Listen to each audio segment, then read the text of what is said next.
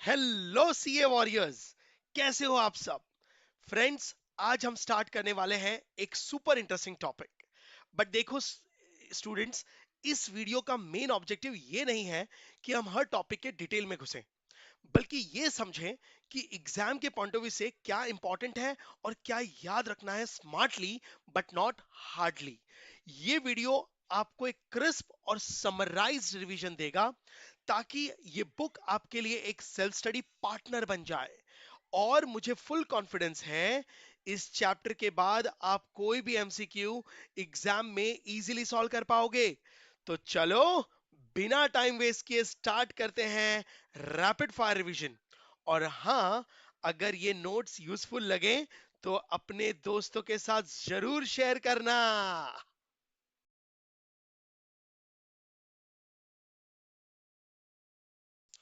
Let's start with chapter 9, international trade, unit 1। दोस्तों, सोचो, अगर इंडिया सिर्फ एक अंदर ही बिजनेस करे, नो इंपोर्ट्स नो एक्सपोर्ट्स, क्या इकोनॉमी सरवाइव कर पाएगी? एग्जैक्टली exactly, यहीं से शुरू होता है इंटरनेशनल ट्रेड की थ्योरी। फ्रेंड्स, ये चैप्टर सिर्फ डेफिनेशन का नहीं है, ये चैप्टर है ग्रोथ के इंजन का, कंट्री के बीच के कनेक्शन का ब्रिज और एग्जाम का फेवरेट स्कोरिंग एरिया। आज के लेक्चर के एंड तक तुम क्लियरली समझोगे इंटरनेशनल ट्रेड क्या होता है, इसके बेनिफिट्स क्यों इंपॉर्टेंट है और डिसएडवांटेज के रियल इंपैक्ट क्या होते हैं।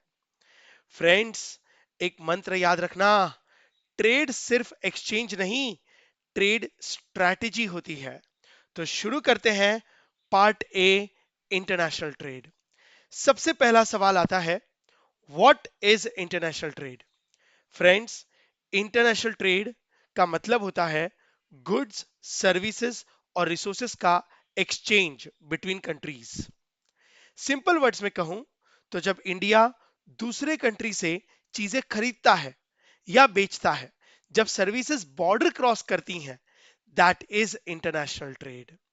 इंटरनेशनल ट्रेड, फ्रेंड्स, सिर्फ एक बिजनेस एक्टिविटी नहीं है, ये एक इंटरनेशनल रिलेशनशिप्स का पार्ट है। और हर डेवलप्ड कंट्री और डेवलपिंग कंट्रीज दोनों के ग्रोथ का इंजन है। Now, international trade drives global economic growth, आप ऐसा कह सकते हैं।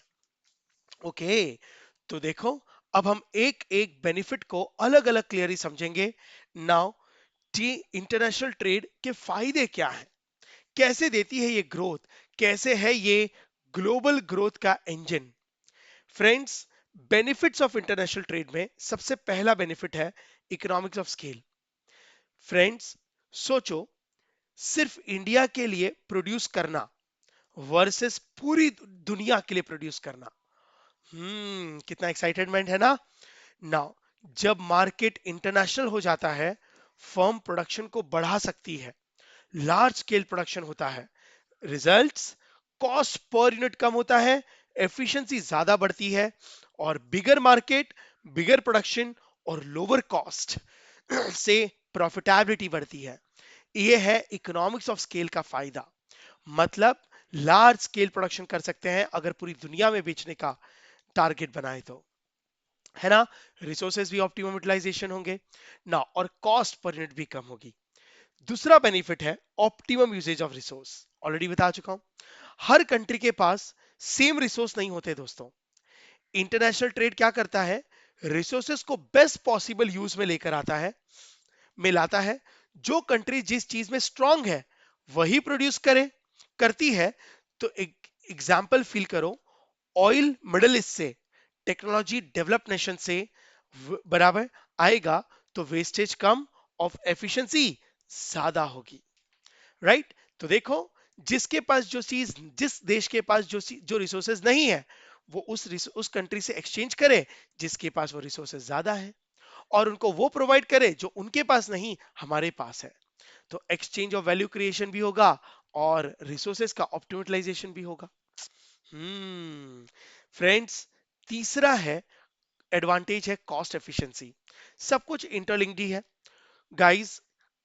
Cost efficiency, global market open होने का एक डायरेक्ट फायदा। रॉ मटेरियल और कंपोनेंट सस्ते मिलते हैं क्योंकि कंट्रीज ग्लोबली कंपेयर करती है। Cheapest plus best source choose करते हैं हम।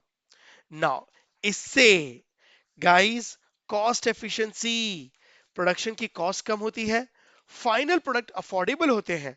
सो global sourcing is equal to lower cost. Now तो देखो, large production, optimisation of resource and reduction is cost. आपको पता है, आपने तीनों पॉइंट को अगर मिला लो ना, तो आपने एक चैप्टर पढ़ा है, चैप्टर नंबर 4 कॉस्ट एनालिसिस, वहां पे तीनों मर्ज हो जाते हैं, है ना? यस। फोर्थ है एम्प्लॉयमेंट। यस, ये तो सबसे बड़ा एडवांटेज है। अब ध्यान से समझो गाइस। नाउ इंटरनेशनल ट्रेड की वजह से लेबर मूवमेंट पॉसिबल होता है, राइट? कंट्री स्पेशलाइजेशंस करती हैं। क्वांटिटेटिव बेनिफिट, ज्यादा jobs. Qualitative benefit, skilled jobs मिलती हैं। Trade creates work, skill and specialisation, बराबर। Now mobility of labour, employment गजब लेवल पे बढ़ता है, एक देश से दूसरे देशों में लोग शिफ्ट हो सकते हैं। नाउ और क्वांटिटेटिव और क्वालिटेटिव दोनों लेबर्स के एडवांटेज होते हैं, है ना? यस। फिफ्थ है कंपटीशन। जब फॉरेन कंपनीज मार्केट में आती हैं, डोमेस्टिक फर्म का कंपटीशन, डोमेस्टिक फर्म्स को कंपटीशन मिलता है। इससे क्या होता है? मोनोपोली के चांस कम हो जाते हैं, क्वालिटी इंप्रूव होती है, प्राइस कंट्रोल में आ जाती है, राइट? इतने सारे फायदे। और डोमेस्टिक कंपनीज अपने आप को नेक्स्ट लेवल पर ले जाने की कोशिश करती है। कंपटीशन हमेशा हेल्दी होता है ना? तो एक लाइन में बोलूं, international trade reduce domestic monopolies. Now next है price stability. Guys price stability कैसे होती है? अगर कंट्री के पास सरप्लस गुड्स हैं, बराबर, तो आपको पता है अगर सप्लाई ज्यादा है, सरप्लस मार्केट है, तो देश में प्राइस फॉल होगा। तो उस फॉल को ना होने देने के लिए, डिफ्लेशन ना होने देने के लिए, अदर कंट्रीज, आप एक्सेस गुड्स को अदर कंट्रीज में सेल कर दो बाय एक्सपोर्टिंग। हाँ, और अगर कंट्री में शॉर्टेज है, तो शॉर्टेज में इन्फ्लेशन हो सकता है। इक्विलिब्रियम पढ़ा है ना? यस। तो शॉर्टेज से इन्फ्लेशन को ना होने देने के लिए, प्राइसेस को ना बढ़ने देने के लिए, आप दूसरी कंट्रियों से गुड्स इंपोर्ट कर सकते हो। इससे आप प्राइस के फ्लक्चुएशन को कंट्रोल कर सकते हो, मार्केट स्टेबल रख सकते हो, है ना? यस। तो गाइस एक लाइन में फिर से, trade balance, supply and demand across borders. Next advantage है ग्रोथ ऑफ सर्विस सेक्टर। भाई ये तो लाइव एग्जांपल है इंडिया का। नाउ ग्लोबलाइजेशन के बाद इंडिया ने जो सर्विस सेक्टर में ग्रो किया है ना, जबरदस्त। नाउ इंटरनेशनल ट्रेड सिर्फ गुड्स के लिए नहीं है दोस्तों, ठीक है? नाउ इनकी ग्रोथ की नींव banking services, insurance services, across border tourism services और अदर सर्विसेज से भी आती है। सर्विस भी एक्सपोर्ट और इंपोर्ट होती है। रिजल्ट्स, इकोनॉमी डाइवर्सिफाइड होती है और एम्प्लॉयमेंट बढ़ता है। लाइव एग्जांपल देखो, हमारे इंडिया ने कैसे एग्रीकल्चर से अपने आप की इकोनॉमी को सर्विस सेक्टर पे शिफ्ट किया। आप ये 10 चैप्टर में पढ़ोगे। नेक्स्ट एडवांटेज है इंटरनेशनल ट्रेड का इनोवेशन। जब कंट्रीज कनेक्ट होती हैं, एक दूसरे के साथ टेक्नोलॉजी शेयर करती हैं, नो हाउ एक्सचेंज होता है, गाइस न्यू आइडियाज आते हैं, इनोवेशन एंकरेज होता है ना? यस। ट्रेड गाइस, इससे कंट्री में इनोवेशन डेवलप होता है और कंट्री नेक्स्ट लेवल पे अपने आप को ग्रो करती है, देश के लोग ग्रो करते हैं। फ्रेंड्स, तो एक लाइन में बोलूं, trade spreads idea faster than broader borders can stop. Now other benefits, guys international trade के और भी बहुत सारे बेनिफिट्स हैं। नाउ इस कैटेगरी में और भी अलग अलग चीजें हैं, जैसे कंज्यूमर वेलफेयर। कंज्यूमर्स वेलफेयर कैसे? गाइस इंटरनेशनल ट्रेड होने की वजह से कंज्यूमर्स को बेटर क्वालिटी, मोर चॉइसेस और कॉम्पिटिटिव प्राइसेस में गुड्स मिलता है। फॉरेक्स रिजर्व्स, एक्सपोर्ट से फॉरेन करेंसी आती है, कंट्री फाइनेंशियली स्ट्रांग बनती है। Peace, guys, trade relation improves diplomatic relations, economic interdependency reduce होती है, कॉन्फ्लिक्ट्स कम होते हैं, बिजनेस से दोस्ती बढ़ती है। तो गाइस, इंटरनेशनल ट्रेड के बहुत सारे एडवांटेजेस हैं, है ना? यस। अब हम एडवांटेजेस के साथ साथ ये भी देखेंगे चैलेंजेस। यस, सिर्फ एडवांटेजेस ही नहीं, इंटरनेशनल ट्रेड के काफी सारे डिसएडवांटेजेस भी होते हैं। हर चीज फायदे और नुकसान के साथ आती है दोस्तों, राइट? यस। ट्रेड सब कंट्रीज को इक्वली बेनिफिट नहीं करता दोस्तों, ये फैक्ट है। तो पहला डिसएडवांटेज है अनइक्वल बेनिफिट। नाउ मैं फिर से रिपीट कर दूं, ट्रेड सारे कंट्रीज को इक्वली बेनिफिट नहीं करता। वेल्थ लेवल्स, क्योंकि हर कंट्री का वेल्थ लेवल डिफरेंट होता है, राइट? नाउ डेवलप नेशंस ज्यादा पावरफुल होते हैं, पुअर कंट्रीज ग्रोथ में पीछे रह जाती हैं, बराबर। और फिर इंटरनेशनल ट्रेड्स की वजह से डिपेंडेंसी बढ़ती है और पावरफुल कंट्रीज वीक कंट्रियों को दबाता है। तो इंटरनेशनल ट्रेड सबके इक्वल फायदे का नहीं होता। इकोनॉमिक एक्सप्लॉयटेशंस, ये अभी अभी मैंने कहा, पावरफुल ग्लोबल कंपनियां डोमेस्टिक मार्केट में जब एंटर करती है तो कैपिटल और टेक्नोलॉजी के एडवांटेज से वीक लोकल बिजनेसेस को इंपैक्ट करके अपना मोनोपोली बना लेती है। यस, इसलिए लोकल इंडस्ट्रीज भी सफर करती है और डिपेंडेंसी बढ़ती है। इंडिया के साथ भी कुछ ऐसा ही होता था, लेकिन अब तो हम न्यू इंडिया है। आज भी गाइस फॉरेन कंपनीज ऐसी हैं जिनके साथ इंडियन बिजनेसेस compete नहीं कर पाते। इसलिए मालूम है कुछ सेक्टर्स में फॉरेन कंपनीज को इंडिया में आना अलाउड नहीं है, जैसे रिटेल सेक्टर, नॉट अलाउड। क्यों? क्योंकि रिटेल सेक्टर में नाउ हम उनको compete नहीं कर पाएंगे। भले हमारे पास रिलायंस है, डीमार्ट है, पर फिर भी उनके पास वॉल्टमार्ट है ना? यस। तो हमारे लोकल बिजनेसेस को प्रोटेक्शन मिलना चाहिए, ये गवर्नमेंट की पहली जिम्मेदारी। लेकिन इंटरनेशनल ट्रेड से जब फॉरेन कंपनियां, वेल डेवलप कंपनियां इंडिया में आती है तो डोमेस्टिक बिजनेसमैन को एक्सप्लॉयटेशन करने को मिलता है और वो मोनोपोली एंजॉय कर सकते हैं। Environment impact, yes guys, international trades के लालच में, ज्यादा माल बेचने के लालच में, ज्यादा प्रॉफिट्स बनाने के लालच में ये बिजनेसमैन रिसोर्सेज का ओवर यूज करते हैं। एक्सपोर्ट का प्रेशर बढ़ता है, फास्ट प्रोडक्शन बढ़ते हैं, नेचुरल रिसोर्सेज डिप्लीट होते हैं, एनवायरमेंटल डैमेज होते हैं। क्योंकि ज्यादा प्रॉफिट और ज्यादा माल बाहर बेचने के चक्कर में नाउ एनवायरमेंट का भी ध्यान नहीं रखते, पोल्यूशन होता है जो लॉन्ग रन में नुकसानदायक है। Rapid spread of economic crisis, yes guys, globalisation से एक कंट्री दूसरे कंट्री से जुड़कर एक कंट्री दूसरे कंट्री पे डिपेंडेंट हो जाती है ना? तो एक कंट्री में अगर क्राइसिस हुए तो दूसरी कंट्री तक पहुंच जाता है। जैसे अगर दो देशों के बीच में वर्ल्ड वॉर हो जाए तो गाइस पूरे वर्ल्ड की इकोनॉमी अफेक्ट होती है, ये आपने सुना होगा। यस। तो इकोनॉमिक क्राइसिस एक कंट्री से दूसरे कंट्री पे रैपिडली स्प्रेड करती है। तो एक कंट्री का क्राइसिस दूसरी कंट्री तक पहुंच जाता है, ग्लोबल ट्रेड लिंक स्ट्रॉन्ग्स होते हैं, वर्ल्ड वाइड स्लो डाउन आ सकता है। स्लो डाउन, रिसेशन, डिप्रेशन, ये आपने चैप्टर नंबर 5 में पढ़ा था। Dependency risk, guys, foreign countries पर ज्यादा डिपेंडेंसी बढ़ जाना भी अच्छा नहीं है। अंडर डेवलप कंट्रीज इंपोर्ट पे रिलाई करती हैं, गाइस, इकोनॉमिक डिपेंडेंस की वजह से लॉस होता है, पॉलिटिकल और कल्चरल रिस्क हो जाते हैं, और फिर वही डेवलप कंट्रियां जिस पे हम डिपेंडेंट है वो डिप्लोमेटिक तरीके से हमारा फायदा उठाती है और सिर्फ, राइट? यस। तो ज्यादा डिपेंडेंसी, दूसरी कंट्रीज हमारे फायदे ले सकती हैं। डिस्टॉर्टेड इन्वेस्टमेंट्स, ये भी एक अलग नुकसान है। सिर्फ एक्सपोर्ट पे फोकस, फॉरेन डिमांड अट्रैक्टिव लगती हैं, फॉरेन डिमांड्स अट्रैक्टिव होती हैं, और बड़े बड़े बिजनेसमैन डोमेस्टिक नीड्स को इग्नोर कर जाती हैं। इसकी वजह से सारे इन्वेस्टमेंट्स का जो पर्पस होता है वो डाइल्यूट हो जाता है, जिसे डिस्टॉर्टेड इन्वेस्टमेंट कहते हैं।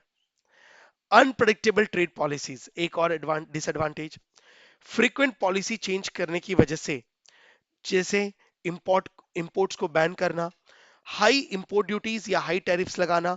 अब टैरिफ्स क्या होती हैं ये हम नेक्स्ट टॉपिक में देखेंगे। और गाइस, इन वजह से ट्रेड बहुत रिस्की हो जाती है, अनसर्टेन हो जाती है। सामने वाली कंट्रीज, ठीक है, अपना फायदा लेने के लिए कभी कभी हम पर, ठीक है, हमारे को माल नहीं बेचती और हमारी डिपेंडेंसी हम ही को ले डूबती है। तो फ्रेंड्स, ये थे इंटरनेशनल ट्रेड का मीनिंग, एडवांटेज और डिसएडवांटेज। होप आपको ये कंसेप्ट समझा। तो फ्रेंड्स, मैं ये कह सकता हूं, आप ये याद रखना, international trade is powerful, but power without balance become risk.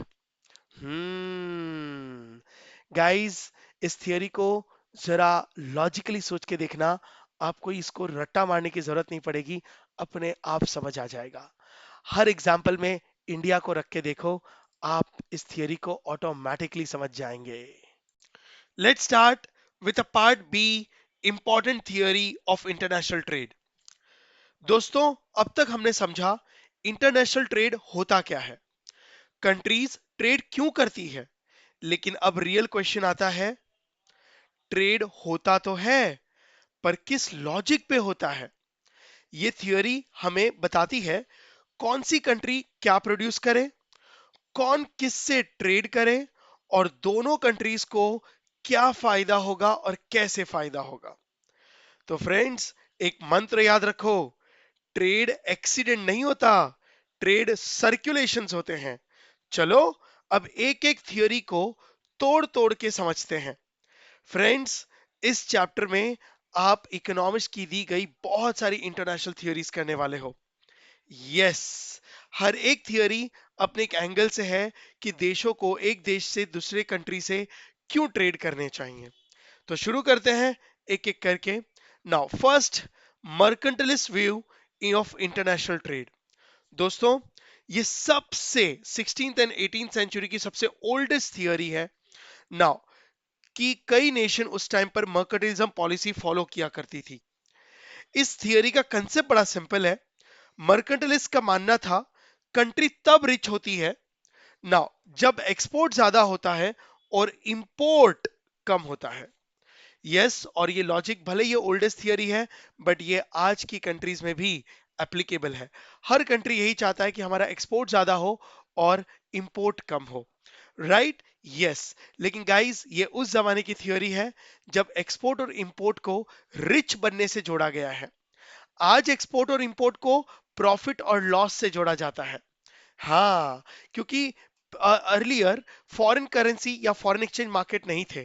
पहले दो देशों के बीच में जब भी ट्रेड होते थे तो गोल्ड में होता था। आप कुछ भी एक्सपोर्ट कर रहे हो, कुछ भी चीज खरीदे हो, बदले में गोल्ड में पेमेंट करना पड़ता था। इसलिए उस व्यू को ध्यान में रखते हुए ये थियोरी बनी है। इसलिए गाइस, उनका लॉजिक बड़ा सिंपल था कि एक्सपोर्ट से कंट्री में गोल्ड इनफ्लो होगा और इंपोर्ट से गोल्ड आउटफ्लो होगा। तो अगर कंट्री को डेवलप बनना है, मोर पावरफुल बनना है, तो more gold is equal to more power. क्या फैक्ट था ना? यस। नाउ, तो फ्रेंड्स, इस थियरी का एक्चुअली फोकस है favourable balance of trade. Yes, now focus है फेवरेबल बैलेंस ऑफ ट्रेड, मतलब एक्सपोर्ट का ज्यादा होना, export should be more than import, तभी तो बैलेंस ऑफ पेमेंट भी फेवरेबल रहता है। नाउ, ट्रेड इंप्लीकेशन क्या है इसकी? गाइस, एक्सपोर्ट को एंकरेज किया जाता था और उस टाइम पे इंपोर्ट को डिस्करेज किया जाता था। क्यों? क्योंकि इंपोर्ट से गोल्ड बाहर जाता था और कंक्लूजन ना, उससे कंट्री प्रोस्परस नहीं होती थी, वीक हो जाती थी। इसलिए कंक्लूजन यह है इस थियरी का कि एक्सपोर्ट करो, गोल्ड लाओ और पावरफुल बनो। एकदम छोटी सी थियरी थी मर्केंटलिस्ट। लेकिन गाइस, मैं फिर कह दूं, ये थियरी आज के भी गवर्नमेंट्स फॉलो करती हैं। Am I correct? यस। अब आ जाओ, धीरे धीरे जैसे जैसे जमाना बदलता है, नाउ इकोनॉमिक्स की जनरेशन चेंज होती है, इकोनॉमिक्स के व्यूज बदलते हैं। नाउ अब आता है next theory of absolute advantage. Again एक एंगल अलग वाला। गाइस, अब हम आते हैं मॉडर्न इकोनॉमिक्स पर, जिसे डेवलप किया गया एडम स्मिथ ने। हम उसे फादर ऑफ इकोनॉमिक्स भी कहते हैं। इनका क्या कंसेप्ट है? इनकी थियरी के हिसाब से व्हाट इज अ कंसेप्ट, वो सिर्फ इतना कहना चाहते हैं कि एक कंट्री के पास एब्सोल्यूट एडवांटेज होता है अगर अगर वो किसी गुड्स को लोअर कॉस्ट पर प्रोड्यूस कर सकती है तो यहां पर एब्सोल्यूट एडवांटेज पे फोकस किया गया है। एब्सोल्यूट एडवांटेज का मतलब है लोअर कॉस्ट। मदर कंट्री को वो प्रोडक्शन करना चाहिए जिसमें उसको लोअर कॉस्ट पॉसिबल होती है। मतलब लोअर कॉस्ट का मतलब है या तो सेम आउटपुट कम रिसोर्सेज में, या फिर सेम रिसोर्सेज में ज्यादा आउटपुट प्रोड्यूस कर सकें। नाउ सिंपल बताऊं, सिंपल है, cheaper producer is equal to absolute advantage. Now कम से कम कॉस्ट पे प्रोड्यूस करने को एब्सोल्यूट एडवांटेज कहते हैं। नाउ ओके, इनका फोकस क्या है? इनका फोकस है overall productivity and production efficiency को बढ़ाना, क्योंकि प्रोडक्टिविटी और एफिशिएंसी के बढ़ने से कॉस्ट एक्चुअली कम होती है। ये ट्रेड इंप्लीकेशन कैसे समझाते हैं कि कैसे दो देशों के बीच में ट्रेड होना चाहिए। तो इकोनॉमिस्ट यहां पर कहना चाहते हैं, एडम स्मिथ, ट्रेड तब होगा जब कंट्री ए किसी गुड्स में स्ट्रांग हो और कंट्री बी किसी दूसरे गुड्स में स्ट्रांग हो। मतलब कंट्री ए के पास कोई ऐसे गुड्स हो जिसमें वो लोवेस्ट कॉस्ट पे प्रोडक्शन करता हो, और कंट्री बी के पास कोई दूसरे गुड्स हो जिसमें वो लोवेस्ट कॉस्ट पे प्रोडक्शन करता हो। मतलब दोनों स्पेशलाइज करेंगे, ट्रेड करेंगे, और दोनों एक दूसरे के ट्रेड के साथ गेन करेंगे। अब इसको मैं एग्जांपल के साथ समझाना चाहता हूं।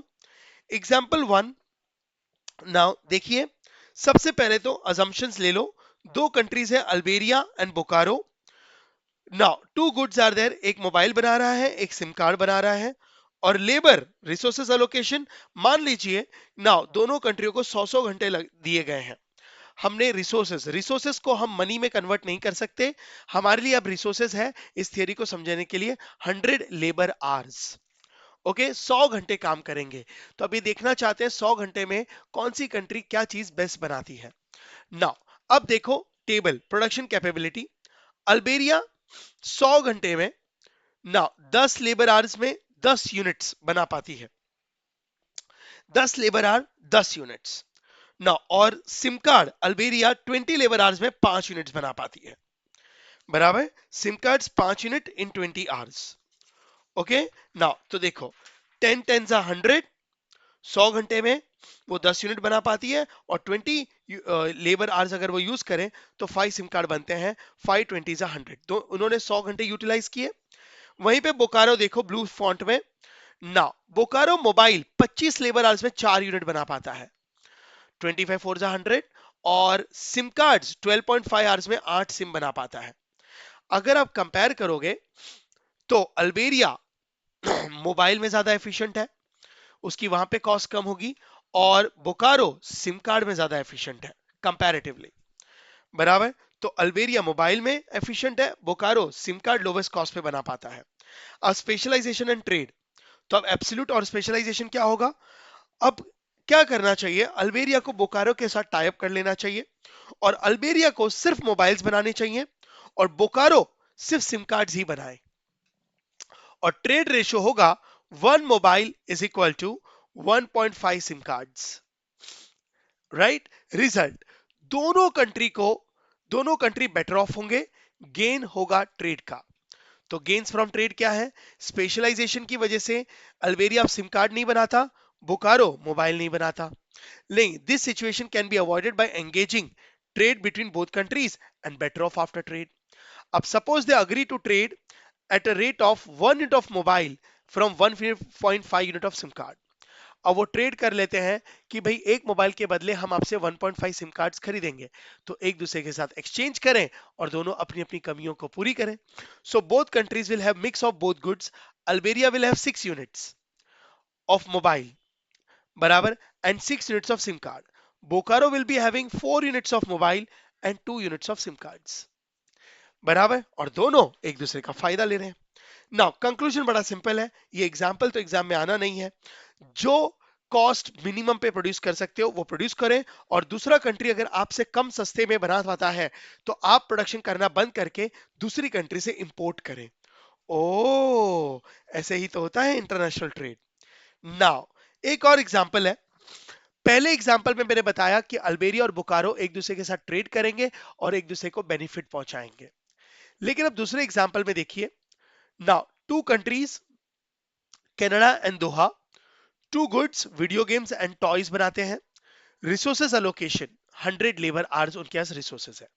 अब देखो कनाडा 5 लेबर आवर्स में 20 टॉयज बना पाता है नाउ, और सॉरी वीडियो गेम्स बना पाता है कनाडा। टॉयज वो 10 लेबर आवर्स में 10 यूनिट्स बना पाता है, राइट। नाउ वहीं दोहा 6.7 आवर्स लेबर यूज करके, पर यूनिट लेबर यूज करके 15 यूनिट्स ऑफ दोहा बनाता है, और 12.5 आवर्स यूज करके 8 यूनिट्स ऑफ नाउ, ठीक है, टॉयज बनाता है। अब मेरी बात सुनिए, मेरे इस एग्जांपल में नाउ कनाडा दोनों ही वीडियो गेम्स बनाने में और टॉयज बनाने में दोनों में एफिशिएंट है दोहा के कंपैरिजन में, राइट। नाउ दोहा को 6.67 लेबर आवर्स लग रहा है और टॉयज में 12.5। वहीं पे नाउ कंट्री कनाडा को वीडियो गेम्स बनाने में 5 लेबर आवर्स और टॉयज बनाने में 10 लेबर आवर्स। तो मैं सब लोग कनाडा दोनों ही में फेमस है, दोनों में ही एफिशिएंट है। तो क्या कनाडा को दोहा के साथ ट्रेड करना चाहिए?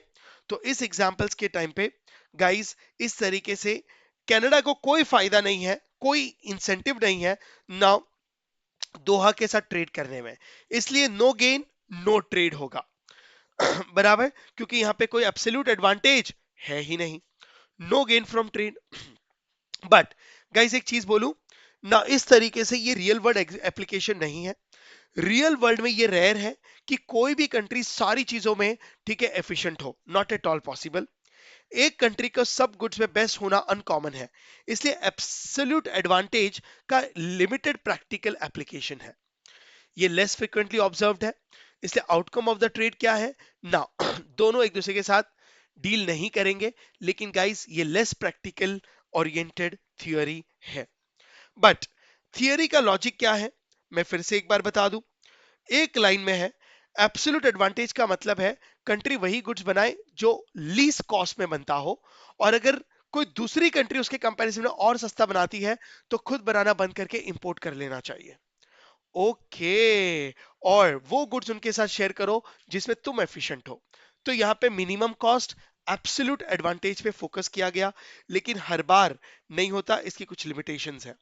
बट एक बहुत ही प्रैक्टिकल थियरी उसके बाद में डेविड रिकार्डो ने बनाई, वो है theory of comparative advantage. Now एकदम ऑपोजिट, डेविड रिकार्डो ने एडम स्मिथ की थियरी को नाउ, ठीक है, बहुत ही क्रिटिसाइज किया और उनके ऑपोजिट एक थियरी बनाई। ओके, नाउ उनका ये मानना है, इस थियरी का कंसेप्ट है कंपैरेटिव एडवांटेज पे फोकस करो, ना कि एब्सोल्यूट एडवांटेज पे। ओके, अब ये कंपैरेटिव एडवांटेज क्या होता है?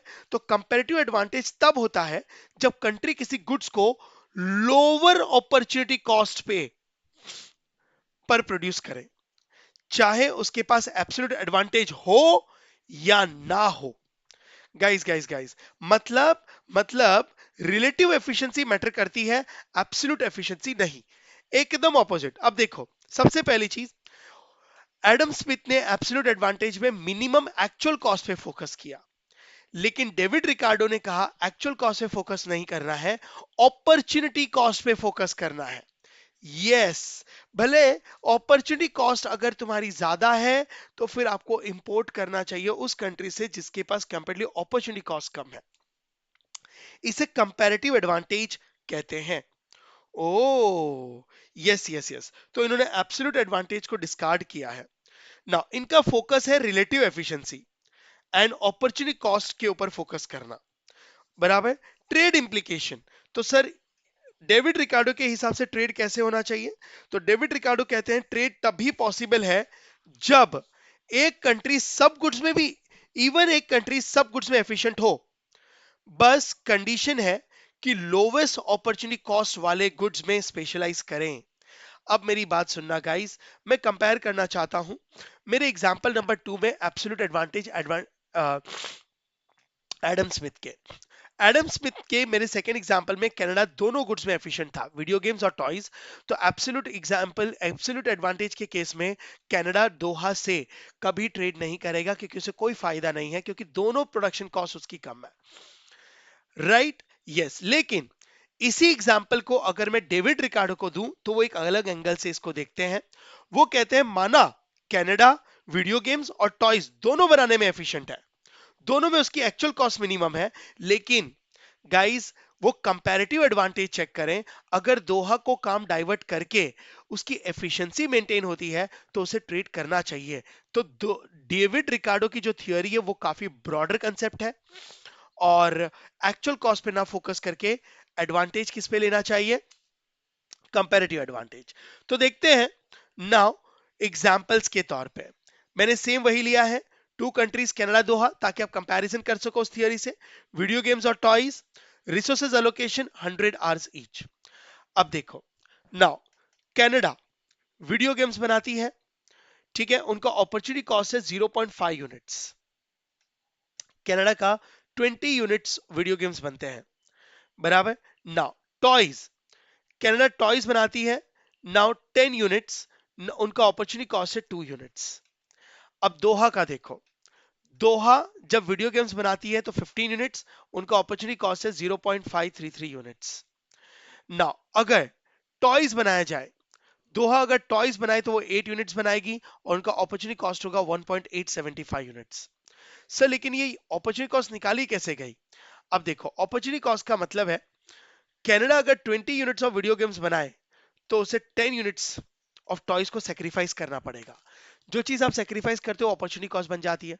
तो 10/20, क्योंकि वो वीडियो गेम्स अगर 20 यूनिट्स बनाएगी तो उसको टॉयज को सेक्रीफाइस करना होगा।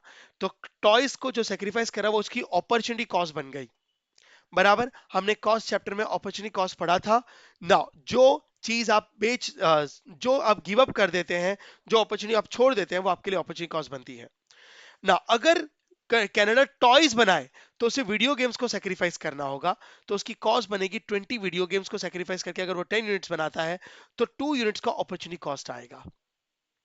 तो कहने से कनाडा के लिए वीडियो गेम्स बनाना ज्यादा फायदेमंद है, क्योंकि उसका lower opportunity cost video games में है। Am I correct? यस।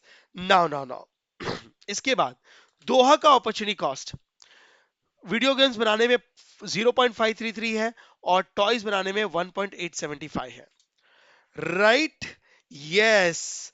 तो गाइस मैं ऐसा बोलूं, स्पेशलाइजेशन कैसे करेंगे ना, तो अंडरस्टैंड। अब कंपैरेटिव एडवांटेज देखो, now see the comparative advantage. Comparative advantage है Canada have comparative advantage in producing video games, उसकी अपॉर्चुनिटी कॉस्ट वीडियो गेम्स में कम है now, and he should specialise in producing video games. तो Canada को video games बनाने चाहिए। और Doha have a comparative advantage in producing toys, बराबर ना, उसे टॉयज बनाने चाहिए 1.875 versus 2 units. Am I correct? Yes. Now अब देखो, so he should specialise in producing toys, right? Yes yes yes yes yes. Now तो गेन फ्रॉम ट्रेड, एक toys बनाए एक वीडियो गेम्स बनाए और दोनों एक दूसरे के साथ क्या करें, एक्सचेंज करें। ओके। नाउ तो competitive advantage in video games, Doha का अपॉर्चुनिटी कॉस्ट टॉयज में कम, competitive advantage in toys. Now अब specialization and trade, Canada video games बनाए, दोहा टॉयज बनाए, नाउ और दोनों एक दूसरे के साथ एक्सचेंज करें, राइट? तो गेन क्या होगा, कनाडा को ज्यादा टॉयज मिलते और दोहा को वीडियो गेम्स कम कॉस्ट पर मिल जाते। This is what the advantage. Now result, both countries are gaining. तो फ्रेंड्स, कंपैरेटिव एडवांटेज की ये जो थियोरी है अपॉर्चुनिटी कॉस्ट की, ये वाइडली एप्लीकेबल है, आज भी प्रैक्टिकली यूज किया जाता है in international trade. Hope you understood. Yes.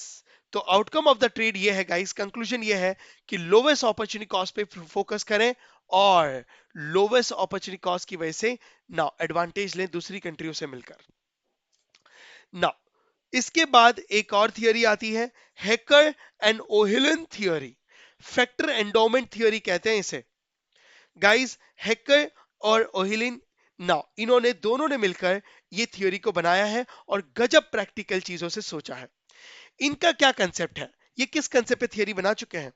इनका कहना है कि कंट्री में रिसोर्सेज हमेशा बहुत डिफरेंट होते हैं। यस, कंट्री में डिफरेंस रिसोर्सेज होते हैं। कुछ कंट्रियां लेबर सरप्लस होती हैं, कुछ कंट्रियां कैपिटल सरप्लस होती हैं, कुछ कंट्रियों में मशीनरीज ज्यादा है, कुछ कंट्रीज में लेबर ज्यादा है। देखो, different countries have relatively difference in prices, और जिसकी वजह से सेम गुड्स की प्राइसेस डिफरेंट होती हैं। यस, क्योंकि रिसोर्सेज में डिफरेंस है तो कॉस्ट में डिफरेंस आता है, और कॉस्ट में डिफरेंस आता है तो अगर दो देश सेम गुड्स बनाए तो भी दोनों कंट्रियों में अलग अलग कॉस्ट पे वो गुड्स बनेंगे, राइट? Yes sir. तो some countries have lot of labour in India and others have capital like Germany. तो मैंने इंडिया और जर्मनी का एग्जांपल ले लिया। भाई हेकर और ओहिलिन फोकस किस चीज पे कर रहे हैं? गाइस उनका कहना है कंट्री को वो गुड्स प्रोड्यूस करने चाहिए जिन जिनके लिए उनका अबंडेंट फैक्टर ज्यादा यूज करते हो। मतलब कंट्री को वो रिसोर्सेज के गुड्स बनाने चाहिए जहां पर उनका जो अबंडेंस रिसोर्सेज है बराबर उनसे प्रोडक्शन हो, ताकि उनका जो अबंडेंटली रिसोर्सेज है ना वो एफिशिएंटली यूज कर हो सके। मतलब लेबर सरप्लस कंट्रियों को लेबर इंटेंसिव गुड्स बनाने चाहिए और कैपिटल सरप्लस कंट्रियों को मशीन वाली कैपिटल इंटेंसिव गुड्स बनाने चाहिए, ताकि उनके पास जो सरप्लस रिसोर्सेज है उनका एफिशिएंट यूटिलाइजेशन हो सके, राइट? यस। तो अब ट्रेड इंप्लीकेशन क्या होगा?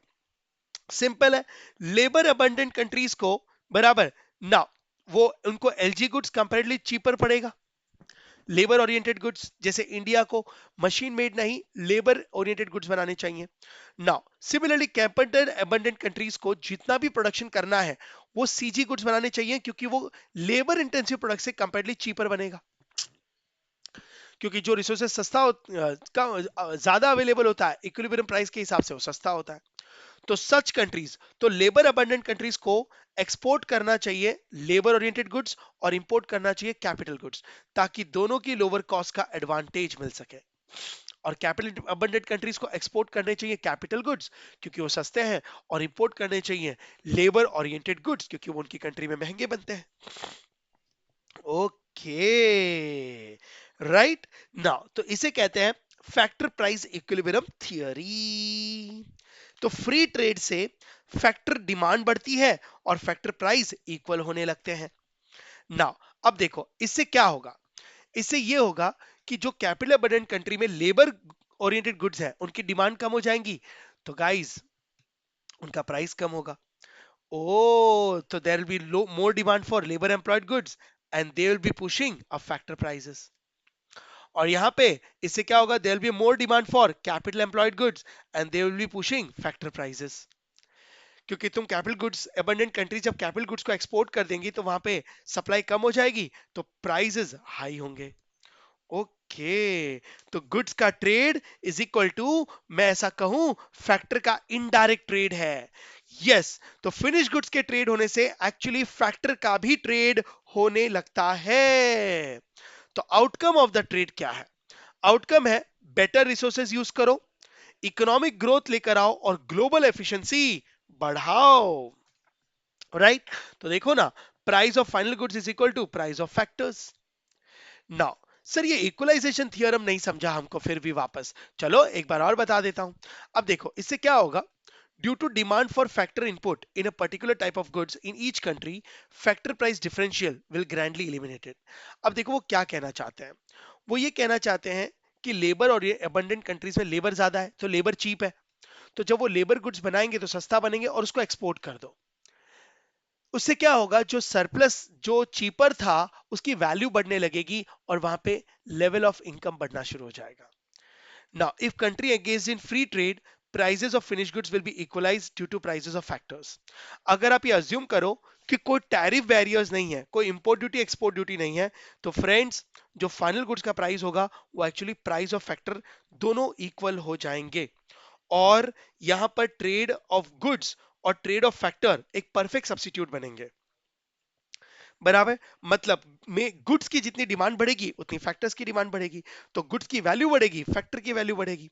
और यही जबरदस्त तरीका है और यही एक्चुअली प्रैक्टिकली चलता आया है ट्रेड में। ओके, अब आ जाओ new trade theory and the last one guys. Now new trade theory आज के मॉडर्न जमाने की थियोरी है और गाइस आज ऐसा ही एक्चुअली हो रहा है। देखो हर इकोनॉमिस्ट ने एक अलग अलग एंगल दिए हैं, राइट? तो this theory is developed by Paul Krugman in 1970s 1980s। भाई पॉल क्रुगमैन का क्या कहना है? वो ये कहना चाहते हैं अपनी थियोरी में, वो ये समझाना चाहते हैं कि कंट्री ट्रेड कर सकती है even if resources almost same हो।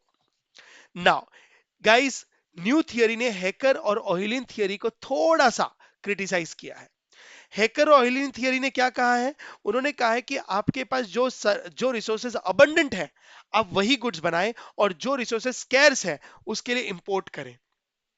राइट, यस, मतलब लेबर ओरिएंटेड कंट्रीज कभी कैपिटल ओरिएंटेड गुड्स ना बनाएं, और कैपिटल ओरिएंटेड कंट्रीज कभी लेबर ओरिएंटेड गुड्स ना बनाएं और एक दूसरे को इंपोर्ट करें। लेकिन न्यू मॉडर्न थियरी कहती है ऐसा जरूरी नहीं है। फिर तो कभी दो लेबर और अबंडेंट कंट्रीज के बीच में ना कभी ट्रेड होगा ही नहीं। जैसे चाइना भी लेबर अबंडेंट है और इंडिया भी लेबर अबंडेंट है ना, तो क्या दोनों के बीच में ट्रेड नहीं होता? होता तो है।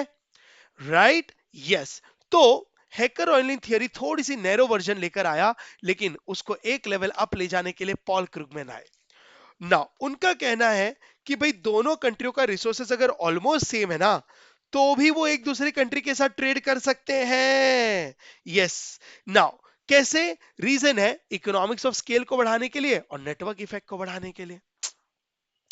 Due to network effect and due to economics of scale.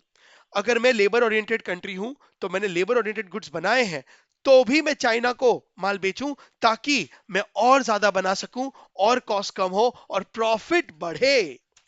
Okay, तो इनका फोकस क्या है? इनका फोकस है economics of scale supply side पे। लार्ज प्रोडक्शन होगा, लोअर कॉस्ट होगी। Now low cost of goods और एक्सपोर्ट भी ज्यादा होगा, क्योंकि कॉस्ट कम है तो एक्सपोर्ट के गुड्स सस्ते होंगे तो दूसरी कंट्रियां ज्यादा खरीदेंगी। नाउ और other goods which do not enjoy such low cost should be imported, और जो हमारे कंट्री में बनने में महंगा पड़ रहा है वो दूसरी कंट्रियों से इंपोर्ट कर लेंगे ना। इसे कहते हैं इकोनॉमिक्स ऑफ स्केल। और दूसरा, नेटवर्क इफेक्ट। इंपोर्ट और एक्सपोर्ट ट्रेड आजकल नेटवर्क इफेक्ट से होता है। Guys, network effect occurs when value of product or services increase as more and more people use it। मैं ये कहना चाहता हूं ना, नेटवर्क इफेक्ट का मतलब है प्रोडक्ट का वैल्यू बढ़ता है जैसे जैसे यूजर्स बढ़ते हैं ना। इसे बैंड वैगन इफेक्ट भी कहते हैं।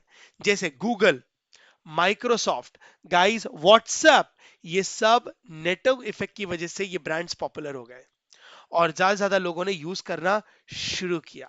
इसलिए मालूम है, नेटवर्क इफेक्ट को बढ़ाने के लिए कंपनीज जब लॉन्च करती हैं प्रोडक्ट्स तो सस्ता बेचती हैं। Am I correct? आप एग्जांपल ले सकते हो Microsoft Windows. As more and more people and companies use Windows, more software support are developed for taking making it more useful compare to the operating systems. Microsoft हुआ, Google हुआ, amazon हुआ, ये सब network effect से, bandwagon effect से अपना business कर रहे हैं। Trade implication. अब क्या होना चाहिए? इस थ्योरी को यूज कैसे करें? कैसे इकोनॉमिक्स ऑफ स्केल और नेटवर्क इफेक्ट को यूज करके हम एक कंट्री दूसरी कंट्री के साथ इंपोर्ट एक्सपोर्ट करें? देखो, two similar countries like Germany and Japan, बहुत अच्छा एग्जांपल लिया मैंने। दोनों कार्स बनाती हैं, माइट प्रोड्यूस बोथ कार्स, क्योंकि दोनों के रिसोर्सेज सेम है। But Germany might focus on luxury car while Japanese focus on compact cars. तो trading with each other to satisfy consumer demand. बराबर, यस। जर जर्मनी लग्जरी कार्स बनाए और Japan अगर कॉम्पैक्ट कार्स बनाता है मिडिल क्लास लोगों के लिए, तो दोनों एक दूसरे को इंपोर्ट कर सकते हैं और एक दूसरे की अपनी मार्केट की नीड्स को पूरा कर सकते हैं। तो आउटकम ऑफ द ट्रेड क्या है? बड़ी सिंपल है। New trade theory leads to low cost and large scale production, increase product varieties for consumers. हम दूसरी कंट्रियों से वो भी प्रोडक्ट्स बना इंपोर्ट करवा सकते हैं जो हम खुद अपनी कंट्री में बनाते हैं, ताकि वैरायटीज कंज्यूमर्स को ज्यादा मिले। तो encourage the growth of global monopoly or oligopoly with a few firm dominate the markets। लेकिन इससे क्या होगा? इससे कुछ कंपनियां मोनोपोली करेंगी और वर्ल्ड मार्केट में डोमिनेट करेंगी। जैसे गूगल आज डोमिनेट करता है ना, अमेजॉन ऑनलाइन मार्केट में डोमिनेट करता है ना, कंप्यूटर्स की दुनिया में, सॉफ्टवेयर की दुनिया में माइक्रोसॉफ्ट डोमिनेट करता है। लेकिन गाइस, ये फैक्ट तो है कि सप्लाई साइड ना, लार्ज प्रोडक्शन बढ़ाओ, कॉस्ट कम करो, दूसरे देशों में भी बेचो ना। इकोनॉमिक्स ऑफ स्केल और नेटवर्क इफेक्ट का यूज करके अपना एक्सपोर्ट्स को इंक्रीज करो। तो फ्रेंड्स, ये थी 5 डिफरेंट थियोरीज, राइट? और सबका व्यू एकदम अलग अलग। एक एक लाइन में अगर मैं आपको बताऊं तो देख सकते हैं अपन ना। फर्स्ट थियरी था मर्केंटाइलिस्ट व्यू, जिन्होंने सिर्फ और सिर्फ रिच और पावरफुल बनने पे फोकस किया, बैलेंस ऑफ ट्रेड पे। और एक सिंपल सी थियोरी बनी थी उस जमाने में, export should be more than import, अगर कंट्री को रिच बनना है तो, गोल्ड से। Now absolute advantage, Adam Smith ने कहा, नाउ उन देशों, वो देश, वो कंट्रीज को गुड्स बनाने चाहिए जो लोवेस्ट कॉस्ट पे बनते हैं, और जो लार्जेस्ट कॉस्ट से बनते हैं नाउ वो दूसरी कंट्रियों से इंपोर्ट कर लेने चाहिए। उन्होंने एब्सोल्यूट एडवांटेज पे फोकस किया, मतलब उन्होंने actual lower cost, lower actual cost concept पे फोकस किया, राइट? यस। नाउ लेकिन इसका नैरो एप्लीकेशन है।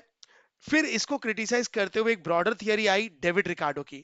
डेविड रिकार्डो कहते हैं एब्सोल्यूट एडवांटेज पे फोकस मत करो, कंपैरेटिव एडवांटेज पे फोकस करो।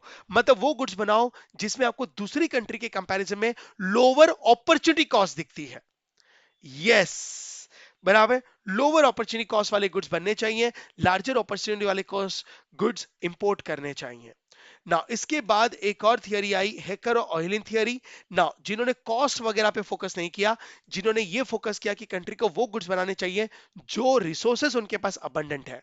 अगर कुछ कंट्रियां लेबर सरप्लस कंट्री है तो लेबर ओरिएंटेड गुड्स बनाएं, और जो कंट्रियां कैपिटल सरप्लस कंट्री है वो कैपिटल ओरिएंटेड गुड्स बनाएं, और दोनों एक दूसरे के साथ एक्सचेंज करें, राइट? इससे इक्विलिब्रियम ये होगा कि जो फाइनल गुड्स की वैल्यू होगी वो प्राइस ऑफ फैक्टर्स भी होंगे।